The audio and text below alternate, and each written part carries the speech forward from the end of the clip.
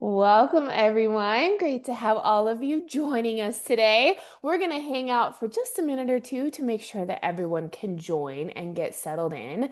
Today, we are going to be talking about all things scaling your practice while working less. So be sure to grab a drink and a snack so you don't miss a thing. I'm coming to you from Bozeman, Montana, where we are having a very rainy, cozy day, hoping for some warmer, sunny weather here in a bit. Libby, where are you at? What's happening in your neck of the woods? Allergies are what's happening in my neck of the woods, and I have all my hot beverages, and I'll mute my camera so I can cough a few times today, but that's what's going on in Cincinnati, Ohio. Oh my gosh. And humidity, you said. That's right. That's right. My hair will be a little larger by the time we're done recording here. So I love it. Maybe it's some natural waves happening. I mean, it's great. if only it were romanticized like that, that would be amazing. It just kind of goes poof. So that's more along the lines of what really happens. I have really flat hair, so mine just like slowly, like just gets closer to my body. All right, well, we're just past the hours. I'm officially going to get us started. Hi, everyone. Thank you for joining us today. My name is Amy Arno, and I am the Director of Business Development at XYPN. Today, I'm excited to host this event, Scale Your Practice While Working Less, the Systems and Processes Framework. And we have the lovely Libby Greiwe, and she is the founder of The Efficient Advisor. So for any questions that you have throughout this session, please use the Q&A module at the bottom of Zoom. We're going to answer all those questions that you have at the end. We should have plenty of time to do that. So don't be shy to pop those questions in there for us. Also, when the webinar is over, you will be able to fill out a survey. You're going to see that from Zoom. We would love to hear how we did. And please also include topics that you would like to hear about in the future. Just a couple of things to note for upcoming events. We do host tons of virtual events that we'd love you to attend, so we'll make sure to put our events page in the chat for you to check all of those out. Just wanted to make a special note for our session next week on May 20th. Elevate your practice with expert Social Security knowledge, and that is featuring RSSA, that is the Registered Social Security Analyst. So they're going to provide tons of great information that you won't want to miss. So be sure to sign up for that. Also, if you're thinking about XYPN membership and you haven't had a call with one of our teammates yet, we're going to put a link in the chat to do that. They have an offer for a free month of membership if you have a call. So be sure to have a call with one of them. They'd love to visit with you about what XYPN can do for you and how you can launch the financial planning firm of your dreams. So be sure to connect with them. Okay, that's all my boring stuff. So let's get to the reason that you all are here. Libby, I'm going to turn it over to you to tell us a little bit more about yourself and start us off.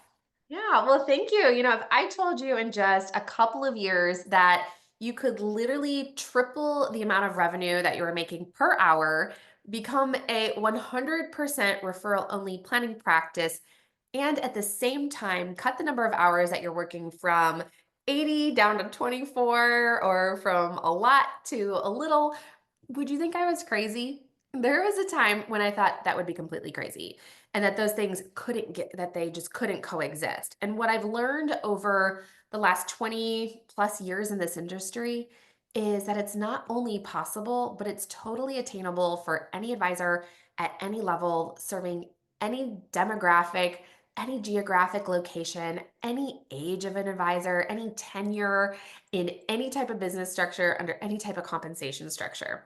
So let me explain. I want to take you back to 2008. I know this feels like a long time ago, but 2008 was a very scary year for me as an advisor.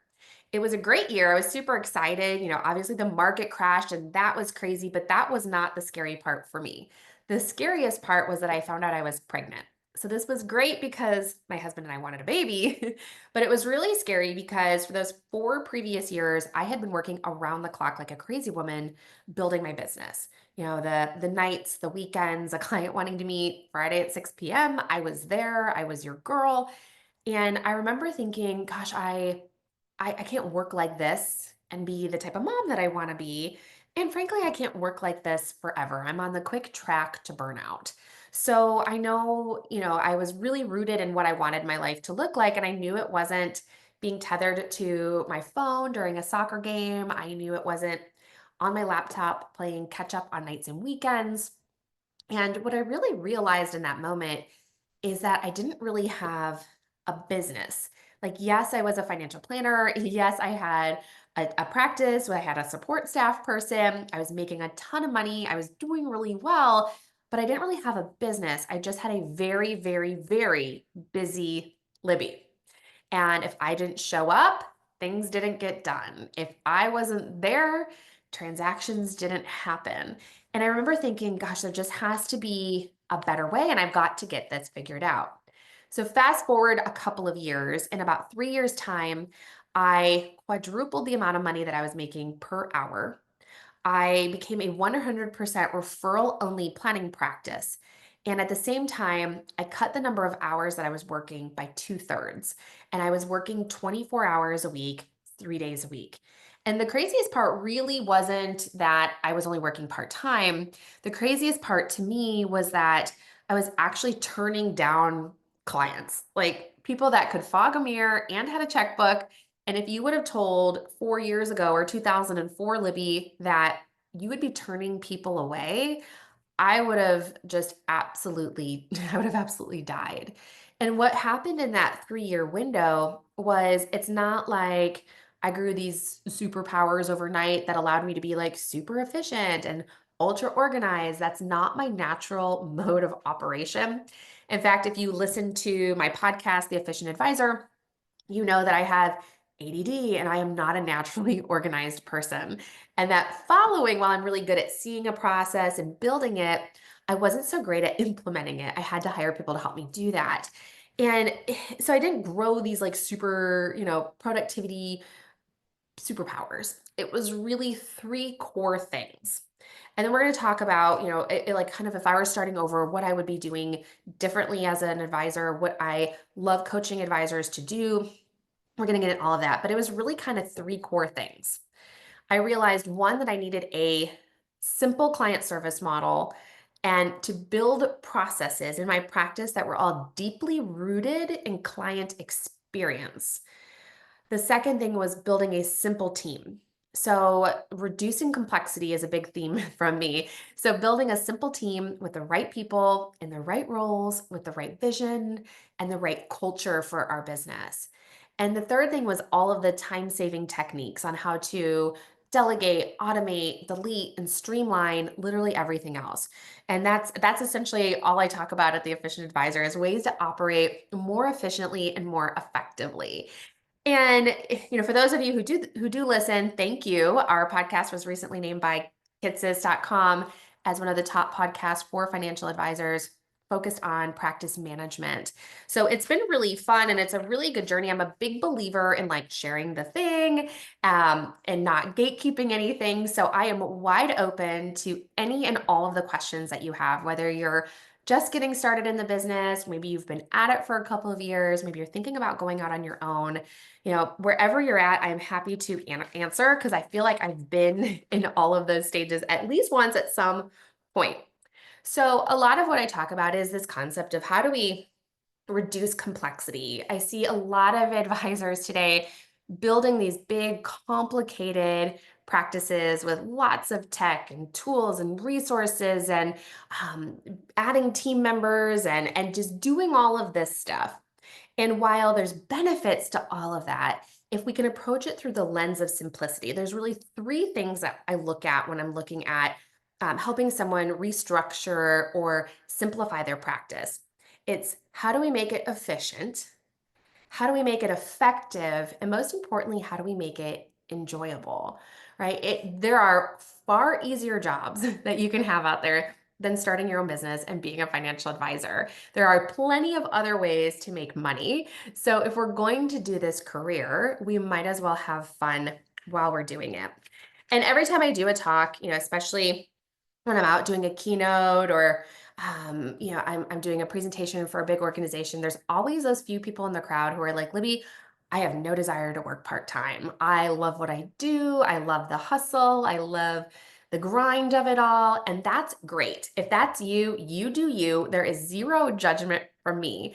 What I'm asking you to do is to look at this conversation through the lens of less overwhelm, less stress, moving your business to a place where you're working proactively as opposed to reactively. And if you're showing up you might as well double, triple, or quadruple the amount of money that you're making per hour.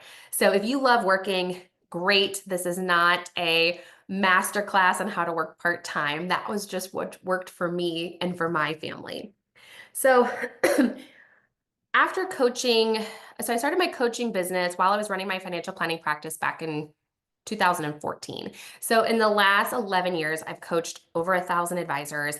And what I have learned from my own practice and being deeply and intimately involved in 1,000 other practices is that the number one way to get more referrals, to be able to make more money with less effort and time is to do a really good job.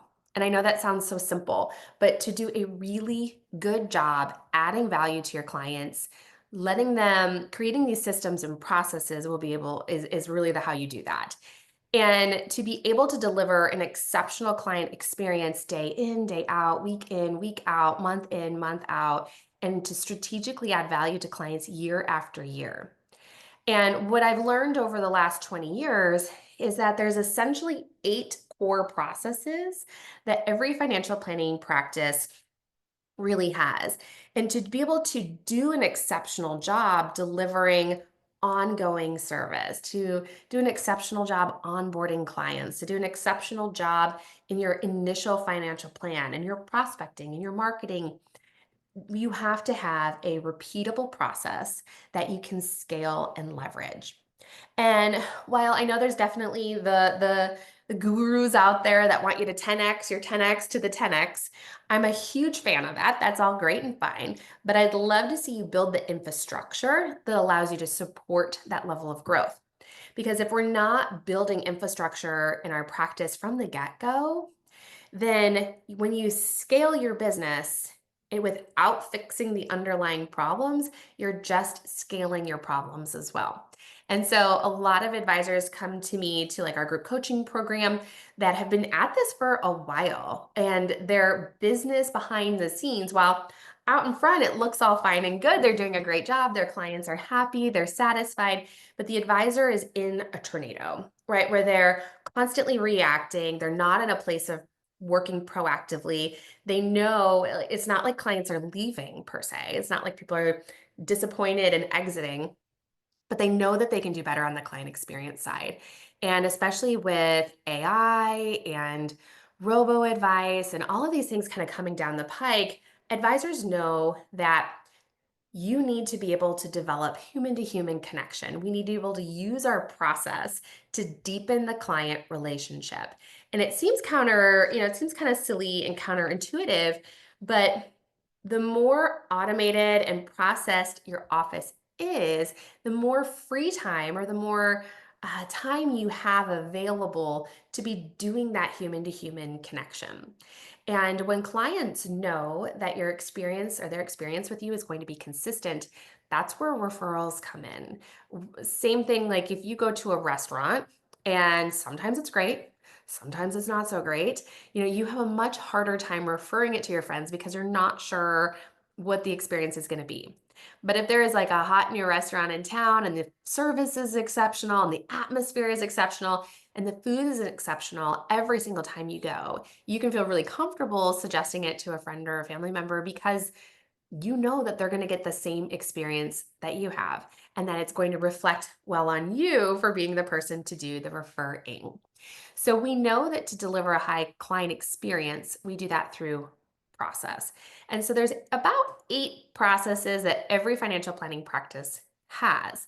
Now, whether you're doing them intentionally or not is a totally different story.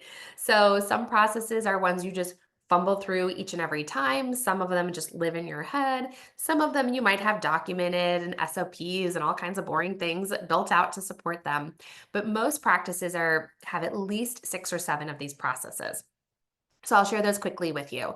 So if you're building an advisory firm or you're up and running, right? In those first couple of years in the business, they're tough. They're really, really tough.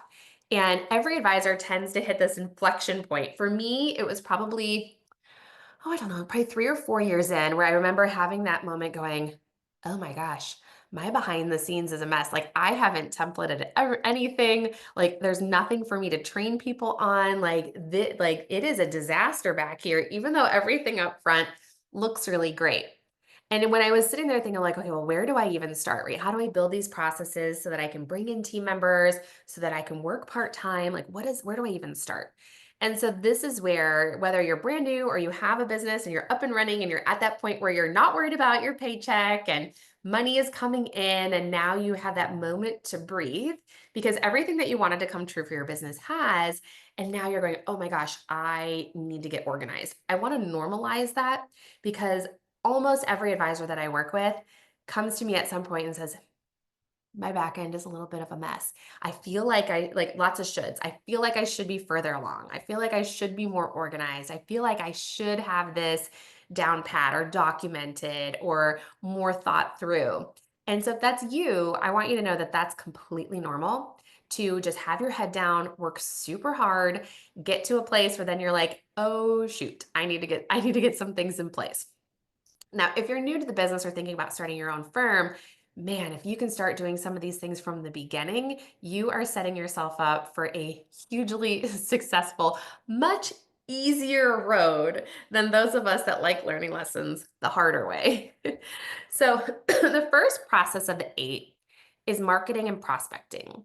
So, whenever you're doing something, regardless of what it is, to generate business, whether it's webinars, paid ads, social media, workshops, referral events, whatever it is, having a documented process for it so that the next time you do that thing that you can wash, rinse, repeat, or you can teach somebody else to do some of the pieces for you. So if you're going to host a workshop, right, and maybe the topic will change, but you want to get a documented process for this is the company we use for invitations. Here's what this looks like. Here's when we send them out. Here's how we follow up. Having your whole process documented is going to be hugely, hugely helpful. The second process is what I call your prospect to client process. Now, this looks a little different for every advisor. Some people have 7 steps in this process, some people have 3, some people have 4. It really doesn't matter. But what I'm talking about is from the moment a prospect calls your office or you connect with a prospect to the moment that they say yes to you to be your ongoing long term client. So, for most advisors, to give you an idea, this might look like a discovery meeting, some sort of goals discussion, feelings discussion, gathering of data, analyzing of said data, and then providing some form of recommendations. Whatever you're doing to build clients up to the point where they say, you know what, I like you and I want to work with you ongoing, like forever.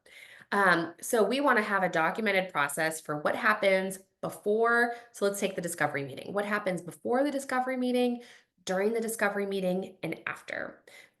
All of the little tasks and steps associated with that, and how much of it can we template and document. So, for example, before the discovery call, we send this email that gives them the link to schedule in Calendly. When we receive this thing from the client, we put them in our CRM, and here's the information, the checklist of items that we need. 2 days prior to the discovery call, they get this welcome email or reminder email. Here's the script that we use or the questions that we tend to ask for the discovery meeting.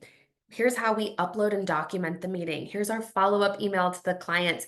Here's what happens next if they decide to move forward with us. Here's what happens next if they're not a good fit for us. So having each and every step of the process documented and building the templates, the checklists, etc., all the way through to the point where they say yes. And that's where we jump into the third process, which is onboarding. So onboarding being the moment that we bring them into the fold, they say yes. We're starting to, if you manage money, we're starting to move assets. If you maybe sell insurance, this is where you're taking applications. If you charge a financial planning fee and now they're going to enter into an ongoing relationship, this is where they're signing the ongoing relationship. Maybe you're doing a retainer model or whatever you're doing. So this first 100 days of the client's experience with you, this is our onboarding process. And we want to have that documented. We want to have all of the application processes documented. We want to have the welcome letters, the emails. There's a bazillion different things that go into this. I just finished a book and writing a book and a course on this first 100 days. It is so critically important to really crush it in this early part of the relationship. So that is the third process. The fourth process is your ongoing client service model. So how frequently are you going to contact your clients? How do you create value add? How frequently do you hold meetings with them? How do you segment your book and serve them appropriately? This is its own process and it needs to be revisited. All of these processes really need to be revisited every couple of years and resegmenting your book. But how do you deliver value to your clients? And it has to be so much more than just a once a year annual review. If you listen to the podcast, you know that I absolutely despise the term annual review. I think we should just punt that and get rid of it from this industry entirely and instead use strategy sessions. So if you're only going to meet once a year, what's included in that strategy session? Again, we want to be thinking proactively versus reactively. And to me, annual reviews feel like we're just reviewing whatever passively happened to us over the last year versus a strategy session is proactively thinking about what we're going to do for our clients, how we're going to approach the next 12 to 24 months of our relationship with them. What are we going to be doing for them from a financial planning perspective? What are we going to be doing for them from a market perspective? Excuse me. How are we thinking forward about the relationship? How are we going to strategically add value to them between meetings?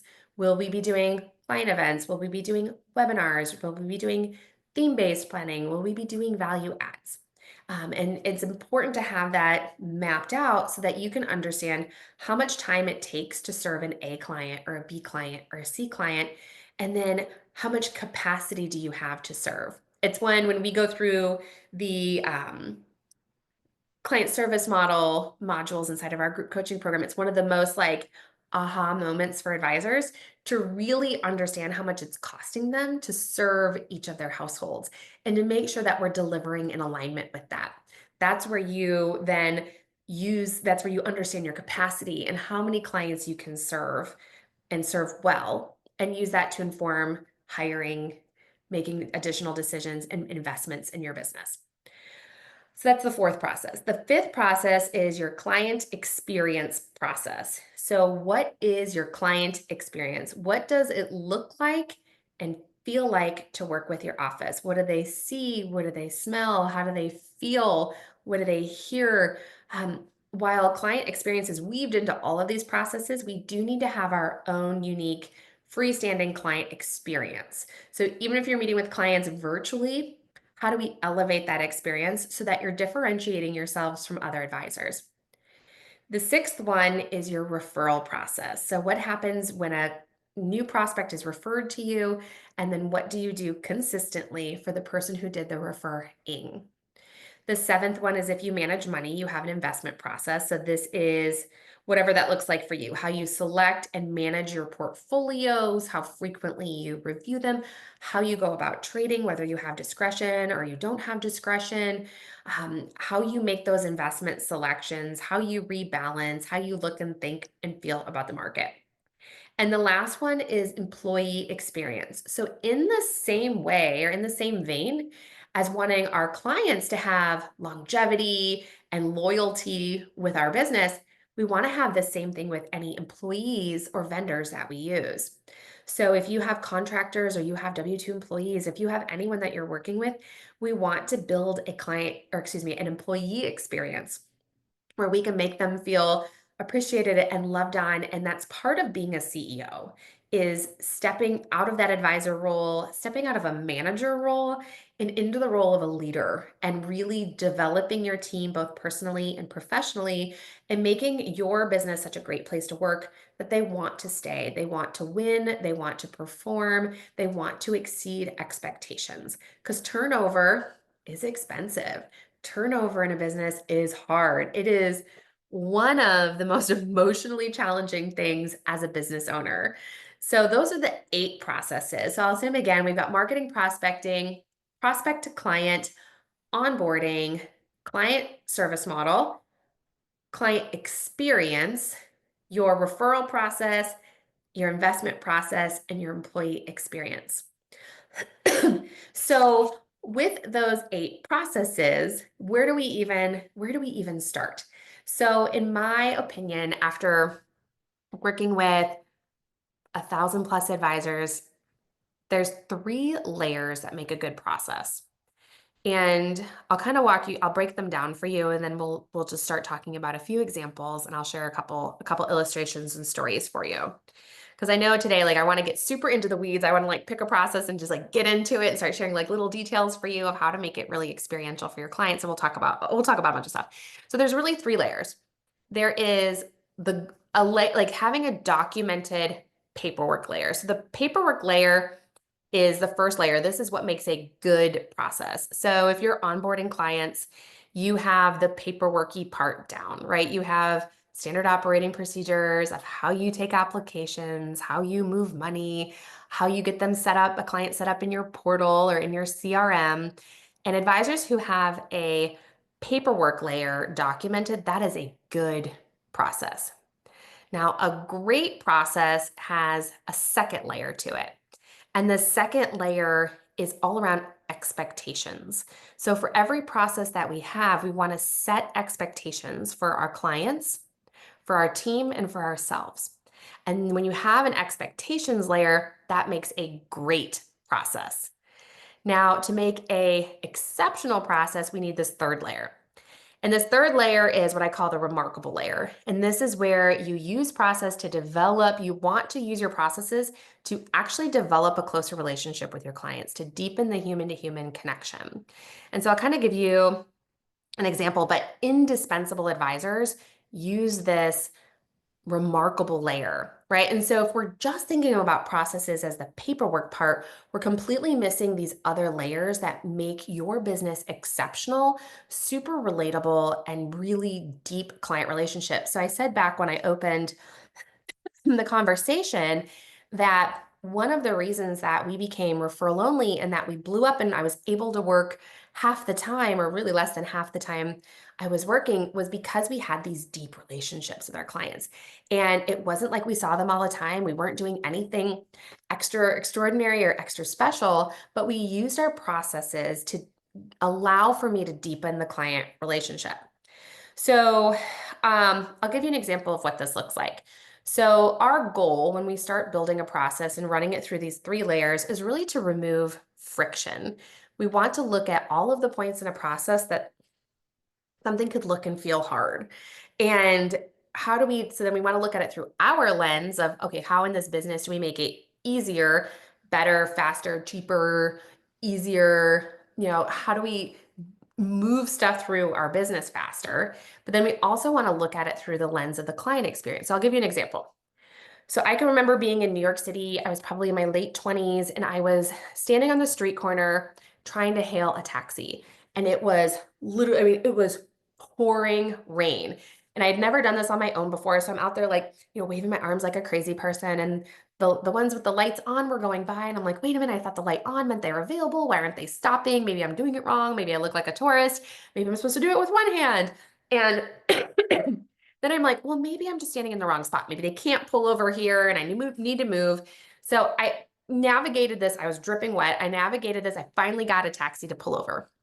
And of course, then I got in and the driver was asking me where I want to go. And I'm trying to like smash my Nokia flip phone up against the glass and like trying to give him the address. And he's like, okay, great, we got it. And he turned the meter on and we started driving to the destination. And I remember thinking, it's a straight shot up this one street. It's literally, but we're making all these turns and doing all these crazy things. And I remember thinking like, wait a minute, is he taking me off course to run the meter up? Because I'm watching the numbers click over and I'm like, well, I think I'm getting bamboozled here, but I don't know. And we finally get to the destination. The meter is way high. It took us a lot longer to get there. And I went to go pay him with a credit card. And I remember the cab driver saying, cash only. And I'm like, well, that's weird. Your sign says that you take Visa, MasterCard, and American Express. And he's like, nope, that's wrong. Cash only. And the meter said something like $32, and he told me it was $40 even. And I remember being like, but the meter, and like, you're telling, he's like, nope, that's not. And it was just an ugly experience. I remember getting out of the cab, dripping wet, finally at my destination, and just being annoyed by the whole process. Then come Uber, right? Comes Uber. Uber doesn't necessarily get you there any faster. It doesn't necessarily get you there any cheaper. It is the exact same distance from your starting point to your destination. But it's funny. So whenever I'm speaking, and I can't remember if I asked this at the XYPN conference or not at live, but I was just at a conference and I asked the crowd, okay, how many of you took a taxi, like a legitimate taxi from the airport to the conference hotel? And there's always maybe one or two hands that go up. And I'm like, okay, I'll cut you some slack because I know there's literally a taxi queue here at the airport. And then I'll say, how many of you took Uber or Lyft? And literally all 98% of the hands go up, and there's, it's far the majority of the crowd. And I'll say, that's so interesting because Uber doesn't necessarily get you there faster. Often it actually takes longer because you have to wait for the driver to show up. But the difference is this. So now I can stand in the lobby of my hotel, nice and dry. I know exactly when my driver is going to pull up. I know what car they're in. When I get in the cab, they already have the destination. They know where I'm going. I know the exact cost of how much it's going to be to get me there, regardless of whether or not they go off course. I also can set safety features on my account that if we don't go too far off course, it's going to notify me so that I can feel really safe. When we get to the destination, there is no transaction. It's already taken care of. It's on the credit card of my choosing. And when I get out, I can provide immediate feedback to the next user about what that experience was like. And so when 98% of the room raises their hands and says they took an Uber or a Lyft, we have to think about, well, why is that? And it's because what Uber did is they came in and removed all of the friction points and said, how can we take this taxi service and do the exact same thing, but make it as user-friendly as humanly possible? What are all of the sticking points that can be challenging, slow, or uncomfortable? And how do we make that better? So that's where we want to look at our client experience and our processes through that same lens. We want to think through what are all of these little friction points of things that can slow down a process, can make it feel uncomfortable for clients, can take too long or be just a point of potential disappointment, contention, annoyance. And we want to use our process to remove all of those. So that's why we want to look at it through the lens of our business, but also through the lens of what the client is experiencing. And we want to think about what the client is going through in that process. And we want to use our process to build this invisible bridge. So anytime I go to build a process, whether it's onboarding or whether it's a process of what to do when a client loses their spouse and their spouse dies, or a divorce, or maybe just moving money, we want to think about what is the client feeling at the beginning of this process, and what do we want them to be feeling at the end of this process? And how do we build this invisible bridge? How do we use our process to move them across this journey? So let me give you an example. So in onboarding, there is a lot of research around buyer's remorse. It is a chemical reaction that we as humans cannot control. When we make a big purchasing decision or a big financial decision, our body naturally triggers all of this cortisol. And this cortisol makes us second guess ourselves. We get flooded with I hope I made the right choice. I hope I hope this is the right call. Like, ooh, I said I was going to do this. This is true. The Coleman Company did research on this, and this is true. First world countries, second world countries, services like financial services or products. So it doesn't matter if you are a financial advisor or you sell cat food. There is this natural ooh, I hope I made the right call switching to this. Ooh, did I need to do more research or information? Ooh, was that a good choice? And there's all this cortisol flooding our clients when they're making a decision. So let's say you're sitting across the table from a client and they say, yes, Libby, I would love to work with you. We're going to move all $1.5 million of our money over to you. We love your recommendations. And I'm like, yes, this is great. And I am like, I'm taking the rest of the day off. Go me, pat myself on the back. I just got a really big client. I deserve to take the rest of the day off. And hey, team, go get the paperwork ready and send it over to the Smiths. If I take the rest of the day off and I grab a Bridgerton novel and I go lay in my bathtub and do my self-care and my go me, process, or maybe you hit the golf course or just take the rest of the day off and go roam around Home Goods by yourself for an hour, I don't know, whatever you do, you do you.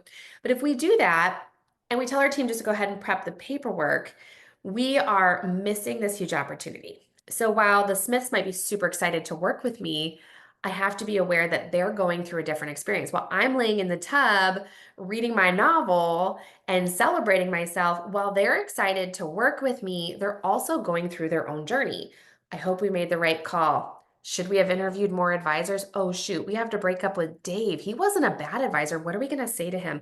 Gosh, that's going to be awkward. Maybe I just don't call him at all. Ooh, I wonder what the paperwork's going to look like. I hope it's not a lot. Ugh, another portal. How many characters will our password have to have? And is it going to require 13 letters or 6 letters? And can we use one of our existing passwords? We're gonna have to have something new. And where am I gonna save that? And oh my goodness, what's this gonna look like at tax time? Is it really gonna save us all that much money? Right? They're going through this whole psychological journey. And if we're just in the tub or on the golf course, we're missing opportunity to use process to walk our clients through that. So when I talk about onboarding, so in my book or in the course or whatever we're doing, we talk about like, okay, what could your client be feeling? What could they be experiencing right now? And how do you build a process to deal with that? So in that example, I mentioned, they have to break up with their previous advisor.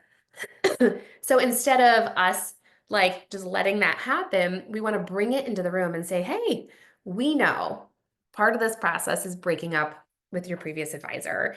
And regardless of, I mean, your client might be like, well, we hated Dave and we can't wait to break up with him. Okay, great. But they might not have thought about this yet or what they're going to say. And we know that this could be a big friction point. Not only is it uncomfortable for your client, it could be too, where they don't say anything at all or they do say something to Dave, the previous advisor, and Dave does what advisors do. He picks up the phone and calls them and starts placing doubt in their minds. And that's what we want to avoid. Or like, what are all of the places that something could go wrong for our clients in this process? And how do we help them avoid it? So in our office, we'd say, hey, we know you have to break up with your previous advisor, and that's, can be kind of crummy. We've gone ahead and we have prepared and we've, perfected this over the years. Here is a paragraph. We're going to email it to you that you can copy and paste. You can modify it, you can make it your own, you cannot use it at all. But we have something that's kind of short and sweet and that we have found works really well that you could copy and paste and send it to Dave. And then we also have a couple of responses for you, like pre-written responses, depending on how he responds. I go, hopefully most advisors say that's so sweet, thank you, good luck. But we know that that's not how all of them will respond. So we've had people in the past try to attack our recommendations or the character of our organization. Here's a response for that. Or we recognize that he might want to try to meet with you. And if you're not wanting to do that, here's a response for that. And so giving them, arming them, equipping them with the language that they know what's coming and what to expect. And by laying that framework of, hey, we hope that they'll just be great and say good luck, but we know that that's not always the response that we'll receive. We can kind of prep them for like, well, maybe he's going to say some things. But we've got their back. Excuse me. And then we'd let them know, no matter what, we've got you covered. So if he sends back a response, we've probably seen it before, and we have a whole arsenal of responses that you can give to him. And whether that's true or not, you can always go to ChatGPT and he'll, figure that out. But letting them know that you've done this before, bring it into the room, and we'd say, we're going to need you to send this within the next 24 to 48 hours so that it shows up before any transfer paperwork, because most advisors panic when they don't know what's happening and they get transfer paperwork. And so again, just thinking through your process, like, well, where are all of these friction points? What are these stopping points? We want to look at what can slow down business, and certainly an advisor getting in your client's head and wanting to meet with them and then spending that meeting, trashing your recommendations, and then your client comes back in and they're worried, right?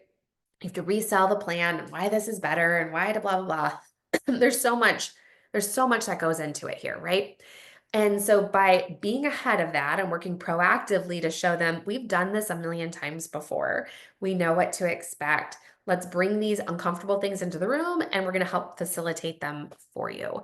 So that's really the lens that we want to look at processes through. Because if we look at it just through, like, how do we as a business owner do this better, faster, smarter, cheaper, or easier?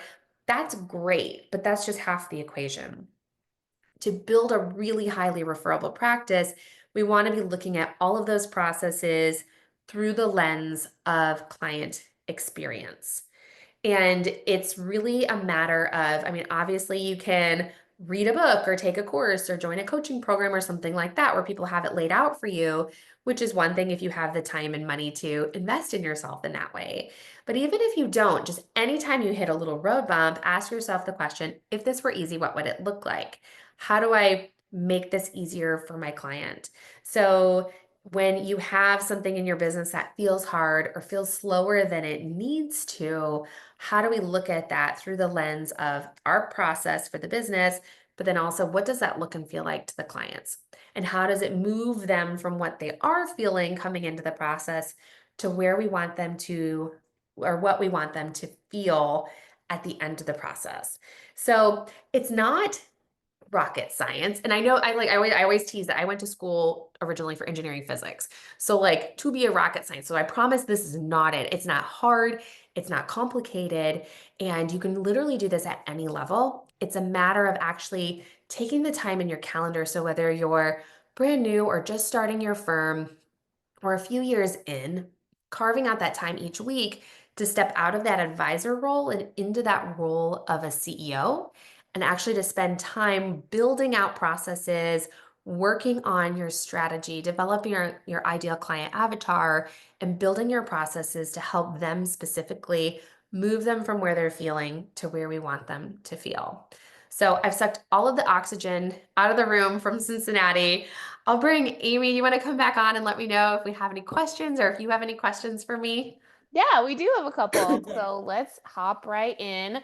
First one is just a compliment. It says, I love the lighting and background on this video call. It adds a lot of credibility to your message. They're obviously talking about me, Libby, but yours looks great too. And it is Um, I get people all the time who say, like, is that a fake background? I'm like, no, but thank you.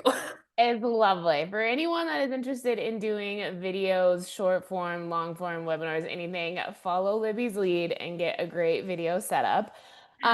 Real question now. Second, how do you integrate AI in your process? Are you using specific tools, general tools like ChatGPT or Claude, fintech tools like Zox or Your Stake? Ooh, I am a huge fan of any opportunity that you have within your existing. So okay, I'll get on a little soapbox for just a hot second about tech. So making sure before we start thinking about like, ooh, what's that tech do? And ooh, what does that tech do? Can you utilize the existing tech stack that you have? Because most advisors are like me. So I can remember when we rolled out Salesforce. I remember we had switched CRMs and we were like, okay, what is the bare minimum amount of information that we need to know in order to make Salesforce do what we needed to do? Because it was a huge process shift for us. And 3, 4 months later, we were still working on like minimum viable product. We really didn't understand the inner workings or how to build workflows yet, much less automations. And I see this all the time. I was just at a conference speaking and I was sitting at the lunch table and I overheard two ladies chatting and they were talking about, oh, well, I wish my CRM did this. And the other one's like, oh, well, mine does that. She's like, oh, maybe I should switch. And I have all these demos set up. And I'm thinking to myself, I know for a fact that her CRM does what she's talking about. They're constantly updating, they're constantly reiterating, and often we don't even really understand the tech that we currently have and everything that it's capable of. So I would say start there and use as much AI as you possibly can. I'm a massive fan, like in our group coaching program, we've been doing it for years. We just went through and did a huge AI overlay to the whole thing. Like, how can you use ChatGPT? How can we use Jump or Zox? How can we use like any opportunity that you have to have AI step in and do something better, faster, smarter, error-free? Yes, absolutely yes, because it frees you up to redeploy your time and energy into the stuff that AI can't do, which is bringing in your wisdom and your holistic view of them as a human and to be able to spend the time truly connecting with them. So if you're sitting there taking meeting notes by hand still, that is a significant amount of time that you cannot spend doing things to enhance the relationship. And I love AI. It's never sick, it never calls off work, it never shows up late. It is the best employee I've ever had. So the more you have in your practice, the better. And also in that same vein, looking at something like Zapier that can connect existing tech stacks, because making big fundamental like CRM shifts or planning software shifts are huge time sucks. And huge process change. It doesn't mean they're a bad decision, but can you use something like Zapier to connect the existing tech stack that you already have? So I'm a huge, huge fan of AI as long as you're using it appropriately. And always be nice to it just in case the Terminator movies are correct. Like say please and thank you, just in case you're always on its good side. Yes. Also, disclaimer, check with your compliance Yes. consultant. Make sure that your state, especially if you're state regulated, there's just some nuances to using AI, especially like recording and note takers and that kind of stuff. So double check all Yeah. those pieces. Okay, next question. Love your stuff, Libby. Thanks for doing this. Any insight for applying these principles if you're part of an ensemble practice and may not have the flexibility to make wholesale executive decisions? Yeah. So years ago, I read this book, and it was a book by Rachel Hollis. And I remember her talking about how she took her executive team to a Tony Robbins conference. And so these five people were there. They were so jacked up. They left and they came back and were like, we're doing a company wide juice cleanse. And everybody was like, what? What? Why are we doing a juice cleanse again? And they're like, it's going to be great and it's going to bond us. And the employees were like, we were not part of that journey. Like we have no idea because we can't see the vision of what it's trying to accomplish. Therefore, it just looks and feels like more work, right? Or like all of a sudden we're all going to have diarrhea for a week and like, why is that bonding again? Like they didn't have the big picture vision of what that looks like. So when you're coming into like an executive committee meeting or something and you're just like, hey, I want to do this and that, and da, da, da. We have to be able to set the vision of like, what's the benefit? What is the tangible benefit that we'll receive from doing that? And a co-creation is always better. So versus like a push of like, here's what we should do, like, here's what we're trying to shoot for, and here's some ideas of ways that we can get there. So, in like for our group coaching program, we have a lot of people that are part of an ensemble where they send just one person from the team. And I'm always like, oh, if you can get 3 or 4 people to attend together, you're gonna have a better outcome because more people see the vision of what we're trying to accomplish because there is so much setup, right? Like that team spent 3, 4 days at a Tony Robbins conference, seeing like how it all fit together. And then they just came back and gave the little snippet. So it's really hard. So that's where it's important to be on a team that either fully delegates things to and gives you that freedom and reign, or pulling in the right key, stakeholders and decision making and having them kind of co-create or participate in understanding what will this do for us as an organization. That's a hard one. Yeah, absolutely. Let's see. Well, I am a little bit curious. I know that I'm sure that we have some folks that are on the call that haven't launched their firm yet. So, talk to us a little bit about what's some ways that people can be preparing themselves to do this. Like they know they're going to launch in the next 12 months. They are trying to figure out ways to be well prepared for that and set up a firm that can scale to where they're working less than they're working now. Like, what's like the one thing that you think that they should be doing in this like pre-owning a firm phase? Ooh, that's a great question. I mean, there's like so much. I mean, the more you can learn now and start like anything you do more than once, like just start documenting. For me, okay, this is super nerd. I'm going to be a huge nerd. For me, it starts with like a good organizational system. Like, where are you putting all of this knowledge that you're acquiring, accumulating, and bringing it? Because you might not need it all right away. And and frankly, to be like totally transparent, like those first 12 months are just so hard. You're literally just keeping your head above water and trying to figure it out. Don't put too much pressure on yourself. Like I can remember in my organization, a new guy starting with the same broker dealer and him calling me and going, what kind of mail sorter are you using? And I'm like, you do not need to be worried about sorting mail until you actually have clients to send you stuff to sort. You know, and so making sure like don't feel like you have to have it all figured out. A lot of it takes a little while to figure out like who you are as a planner, like what is it that you love doing, who is it that you like working for. But anytime you do find yourself repeating something or saying the same thing twice, whether it's in an email or verbally, like start documenting it and having a great way to organize it so that when as your business develops, you can kind of start pulling all of those pieces together. Because in the beginning, when it's just you, and you only have 10 clients, it's super easy to remember every detail about everybody. So just take the super easy, like low hanging fruit, easy to implement, creating a family tree for everybody. I mean, like a lot of the templates that we give out, like there's stuff that you can start doing right away and do it and keep it organized, but also don't put yourself like all this pressure on yourself that you have to have it all figured out first, because most of us wing it for years before we even go backwards and start building in the process. So any little leg up you can have on the rest of us is good. Yeah, I love that.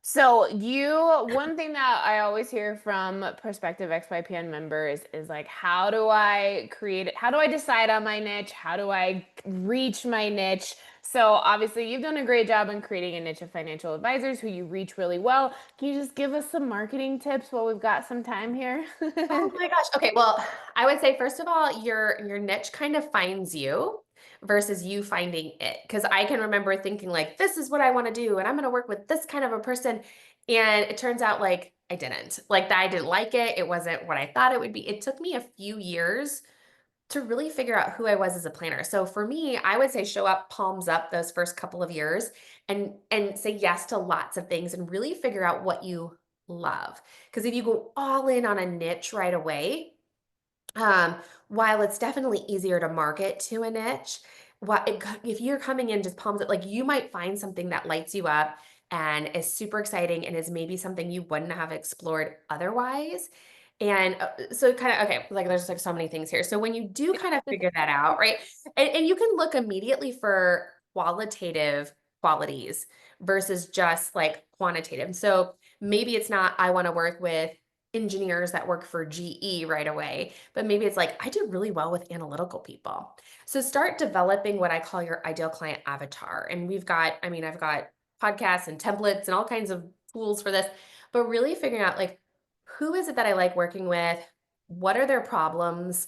How do they make buying decisions? What are they afraid of?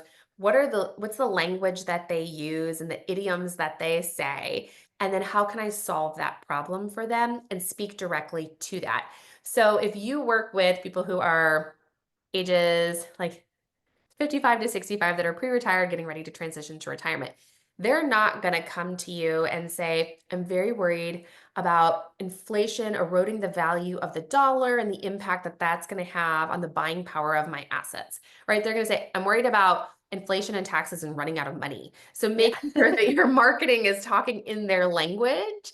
And so just being really attuned to what are they saying? When people thank you, what are they thanking you for? Like, and then using that information to help you market to the next one. So when a client says, thank you so much, I feel like I have a blueprint for what I'm supposed to do for the next 10 years, right? That should send up your antennas that like, oh, I provide a blueprint for people of what to do for the next 10 years. Or thank you so much. Um, I've never felt so organized in my financial, like, so just hearing what they're saying as like the benefit and then making sure you're articulating the benefits to new prospects. Yeah, absolutely. I love that. I think it's also to your point about referrals, your client should know who to refer to you. So like if you're my financial advisor and you say like I work exclusively with women, it's like, well, I know a lot of women. Yeah. Like that doesn't really help me know who to send to you. But if you say I work with women in tech with young children, then I'm like, boom, I know like three people exactly who are going to be a good fit for the problems that you solve. So that's Yeah, really helpful. one of my good friends, she said she started, and your niche can narrow right over time. Yeah. So she started and she's like, I'm gonna do divorce financial planning.